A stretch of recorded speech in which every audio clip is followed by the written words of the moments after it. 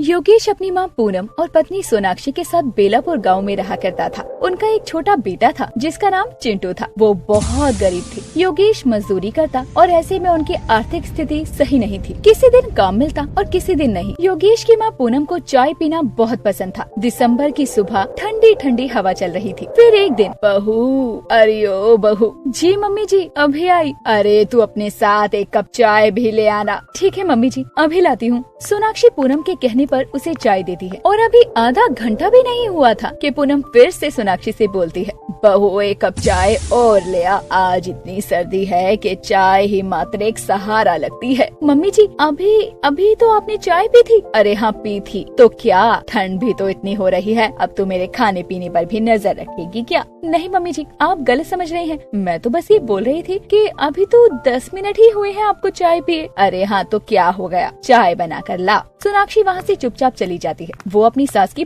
बहुत इज्जत करती थी, इसीलिए वो कोई जवाब नहीं देती और इतनी ठंड में भी वो अपनी सास के लिए चाय बनाने चली जाती है। सोनाक्षी कहाँ हो? जी योगेश जी, मम्मी के लिए चाय बना रही हूँ, अभी आई। एक कप मेरे लिए भी बना देना। आज क्या बस चाय ही बनेगी? घर में राशन का एक दाना नहीं है। सोनाक्षी योगेश को चाय देने जाती है और बोलती है, योगेश जी आपको पता है आज सुबह से मम्मी जी 4 कप चाय पी चुकी हैं और अब घर में दूध भी नहीं बचा है। अगर मम्मी जी ने चाय मांगी तो मैं कहाँ से दूंगी? तो ये बात तो मम्मी से बोल देना, मम्मी समझ जाएंगी। शाम को मैं जब काम पर से आऊँगा तो घर का राशन और सब सामान लेकर आऊँगा। आपने तो बोल दिया कि शाम को लेकर आऊँगा। पूरे दिन में मैं क्या कहूँगी मम्मी जी को? घर में राशन होता ही नहीं था, पर पूनम को तो चाय चाहिए थी। पर शाम को योगेश राशन का सामान तो लाता है, पर वो चाय का सामान भूल जाता है। जैसे ही वो घर के अंदर जाता है, उसके हाथ में राशन का सामान देखकर पूनम पूछती है, बेटा तू मेरी चाय का सामान नहीं लेकर आया क्या? मम्मी आप तो जानती है ना, मैं मजदूरी करता हूँ। जितने पैसे मिले आज राशन का ही सामान ला पाया हूँ। पापा मेरे लिए क्या लाए हो?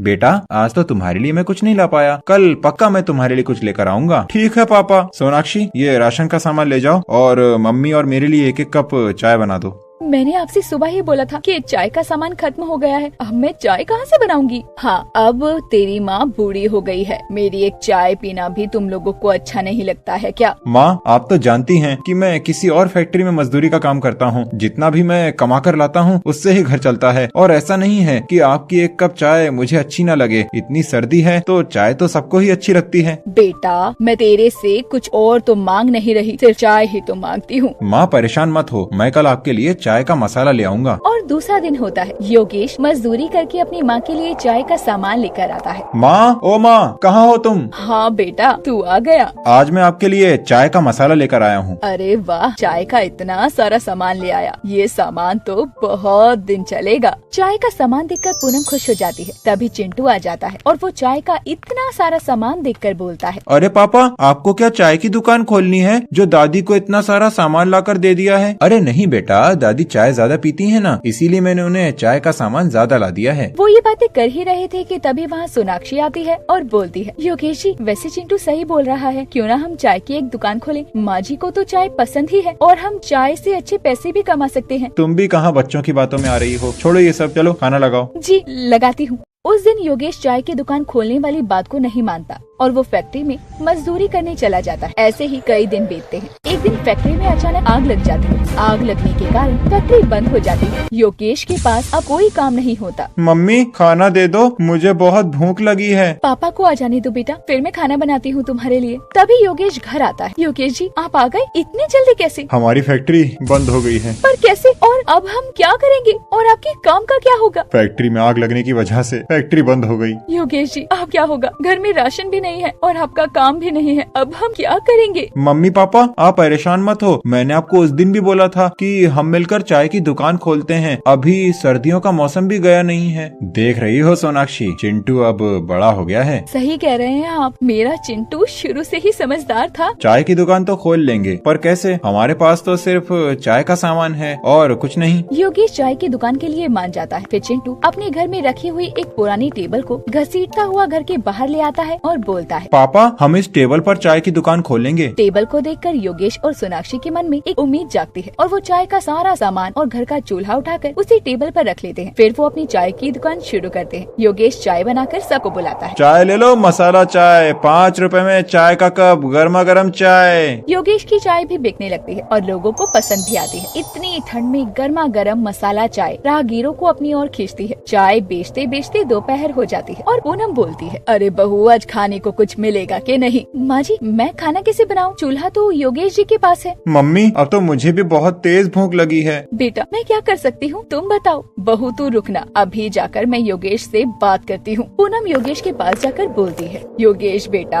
आज हमें खाना मिलेगा या नहीं? मैं आपको रोक थोड़ी रहा हूँ, जाकर खाना खाओ। खाना बनेगा तभी तो हम खाएंगे, चूल्हा तो तेरे पास है। माँ अभी चाय बिक रही है, लो आप भी एक कप चाय ले लो, खाना रात को ही खा लेना। ऐसा बोलकर योगेश अपनी माँ को अंदर भेज देता है और शाम हो जाती है। जैसे ही उसके ग्राहक आने कम होते हैं वो चूल्हा अंदर जाकर रख देता है और खाना खाकर जब मीनाक्षी बर्तन धोती है तो चाय के बर्तन में जो भी चाय पत्ती बची होती है वो जाकर उसे आंगन में लगे नल के पास डालती है और सभी लोग सो जाते हैं।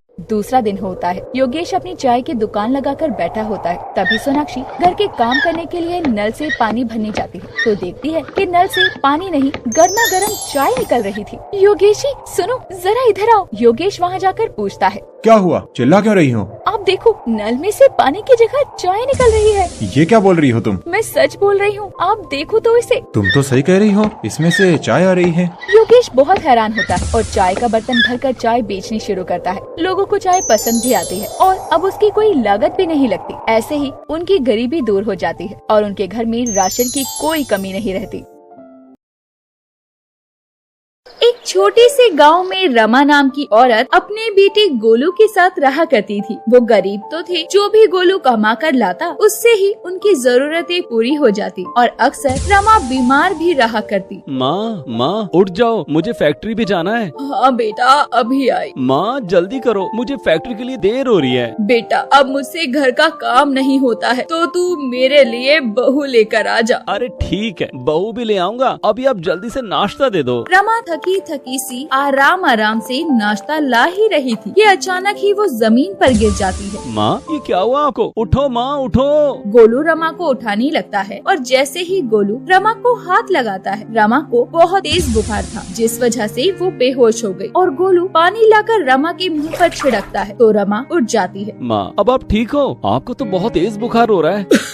गोलू बेटा ये बुखार तो मेरा पीछा छोड़ता ही नहीं, आज फिर से हो गया। अभी 3-4 दिन पहले तो आपको बुखार था और अब फिर से बुखार हो गया। आपको किसी डॉक्टर के पास जाना चाहिए। बेटा शाम को तुम आओगे ना तब हम डॉक्टर के पास चलेंगे। माँ शाम को नहीं, हम अभी डॉक्टर के पास चलेंगे। आपको बुखार तेज हो रहा है। गोलू रमा को डॉक्टर के पास लेकर जाता है और डॉक्टर रमा का चेकअप करते हैं। डॉक्टर साहब क्या हुआ है मेरी माँ को? ये सुबह नाश्ता लाते हुए गिर गई। आपकी माँ को बहुत तेज बुखार हुआ है और उन्हें किसी बात की चिंता अंदर ही अंदर खाई जा रही है। जितना जल्दी हो सके उनकी चिंता को दूर कीजिए, इससे उनकी सेहत में सुधार आएगा। जी डॉक्टर साहब। डॉक्टर वहाँ से चले जाते हैं और गोलू विनम्र आंखों से खड़े हुए अपनी माँ को देख रहा होता है। बेटा तू मुझे ऐसे क्यों देख रहा है, क्या हुआ? माँ तुम्हें किस बात की चिंता है? गोलू तुम्हें नहीं पता मुझे किस बात की चिंता है? मेरी शादी की। आप ढूंढो लड़की, मैं शादी कर लूँगा। गोलू अपनी माँ की सेहत को लेकर बहुत परेशान होता है, इसीलिए वो शादी के लिए हाँ कर देता है। रमा उसे देखकर मुस्कुराती है। ये तो बहुत खुशी की बात है, मैं आज से ही लड़कियाँ देखना शुरू कर देती हूँ। रमा पंडित जी से बोलकर लड़कियों की तस्वीर मंगवाती है। प्रणाम पंडित जी, आप लड़कियों की तस्वीर लाए तो है ना? मैं अपने बेटे के लिए हीरा लाऊंगी, हीरा। रमा बेटी हीरा तो मिल ही जाएगा। ये देख ये लड़की बहुत सुंदर है, पर बेटा ये बहुत गरीब घर की लड़की है। नहीं पंडित जी, मुझे तो कोई अच्छे घर की लड़की दिखाओ। मेरा गोलू किसी से कम है क्या? रमा बेटी अभी तो कोई अच्छे घर की सुंदर लड़की नहीं है। हाँ एक लड़की है जो जो बहुत अमीर घर की है, तुम उसकी तस्वीर देखोगी? हाँ पंडित जी, दिखाओ दिखाओ। पंडित जी उसे लड़की की तस्वीर दिखाते हैं और रमा तस्वीर देखते ही तस्वीर को फेंक देती है। पंडित जी ये क्या है? मैंने आपसे कहा सुंदर लड़की दिखाइए और आप इतनी काली लड़की दिखा रहे हैं। अरे ये तो कोयले जैसी काली है। काली भले ही है, पर इसके घर वाले गांव के जाने माने सेठ हैं, बहुत जमीन खेत हैं इसके, और ये उनकी इकलौती बेटी है। अच्छा पंडित जी। रमा चुप होकर सोचने लगती है। क्या सोचने लगी रमा?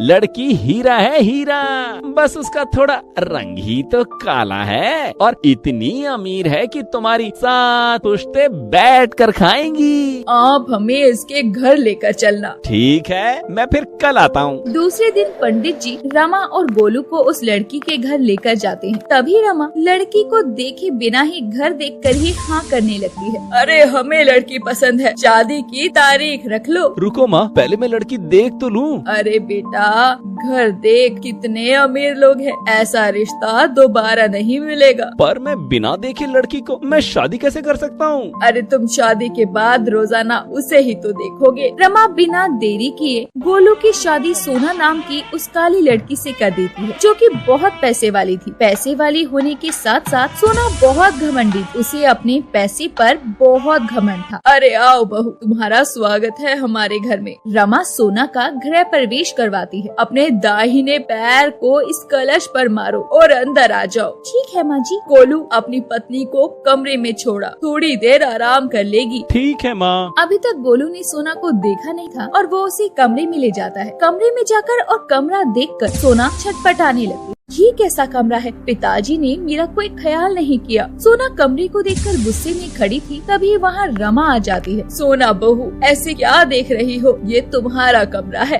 ये मेरा कमरा नहीं हो सकता। आपने इस कमरे की हालत देखी है? ऐसे कमरे में तो हमारे घर के नौकर भी नहीं होते।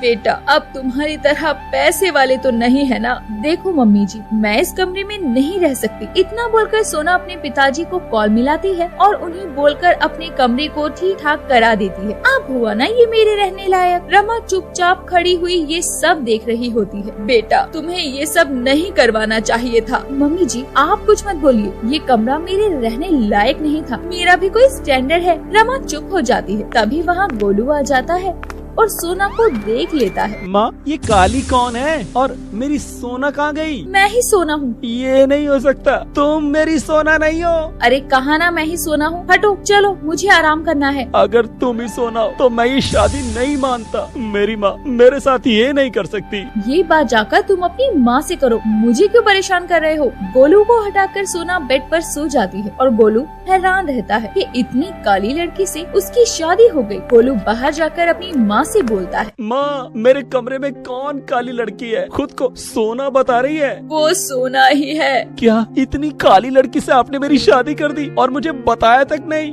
बेटा तो ये क्यों देख रहा है कि वो कितनी काली है? भगवान ने तो 2 ही रंग बनाए हैं ना, काला और गोरा। मैं ये शादी नहीं मानता।